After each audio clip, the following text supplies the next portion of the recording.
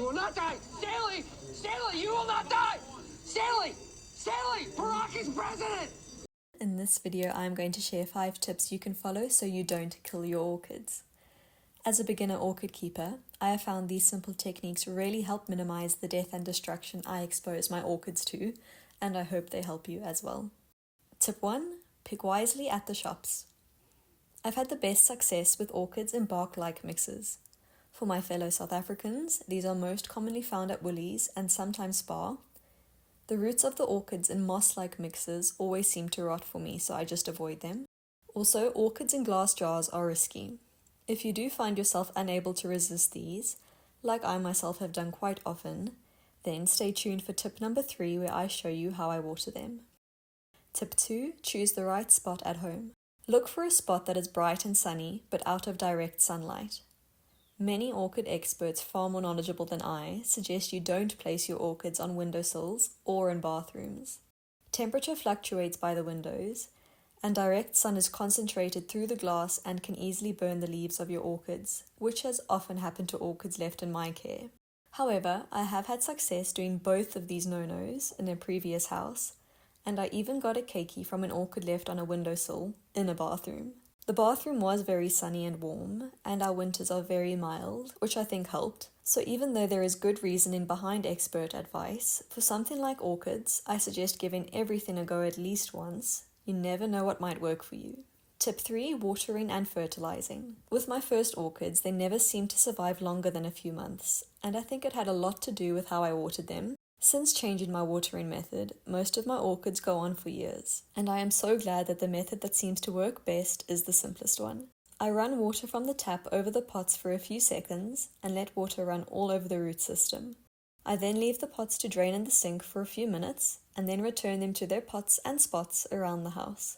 For orchids in glass jars, I fill the jar with tap water, let it sit for a while and then drain it.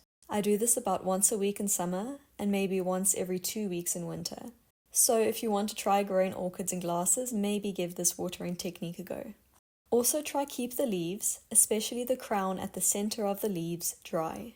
Crown rot is one of the major orchid killers, which is caused by water logging in the seams in and around the crown. I have found the odd bit of water that flows into the crown doesn't cause much harm, but my orchids are generally kept in quite a warm, airy environment, so water evaporates quite quickly. If you do notice water pooling in the crown, just use a paper towel to absorb the water.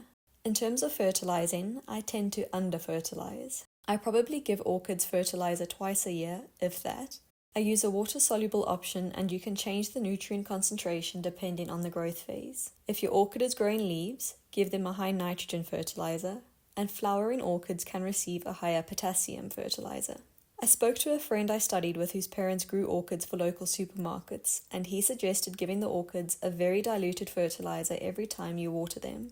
So if you're looking for an expert-approved way to fertilize your orchids, maybe try that approach. Always err on the side of caution when it comes to fertilizing. A high nutrient concentration can burn the roots, which will cause a great deal of stress for your plants. I would also suggest a plain water flush once a week to prevent salt buildup in your pots. 4. Transplanting. When the orchids are moved from their jelly-like medium when they are grown in tissue culture, they are mounted into a peat block. I was once told that this peat block will eventually decompose, and when this happens, the roots cannot access enough air and they start to rot, which then moves to the rest of the root system.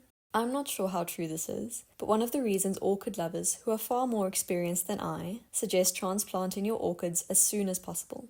I myself find the orchids that are grown in moss-like mixtures benefit from an earlier transplanting, while the bark-grown orchids are much more forgiving and can happily grow in their pots for much longer.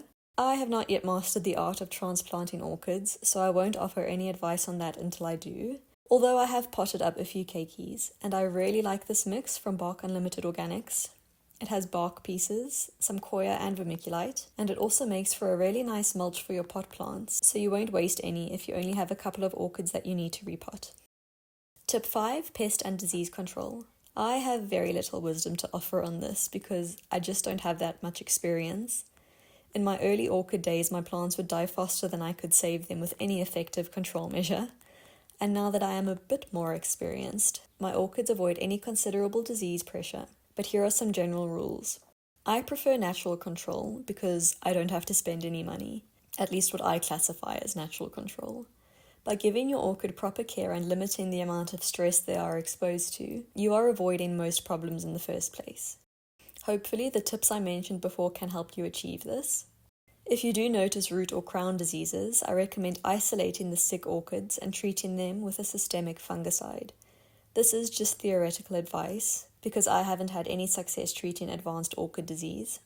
In terms of pests, the only serious problem I have encountered are mealybugs.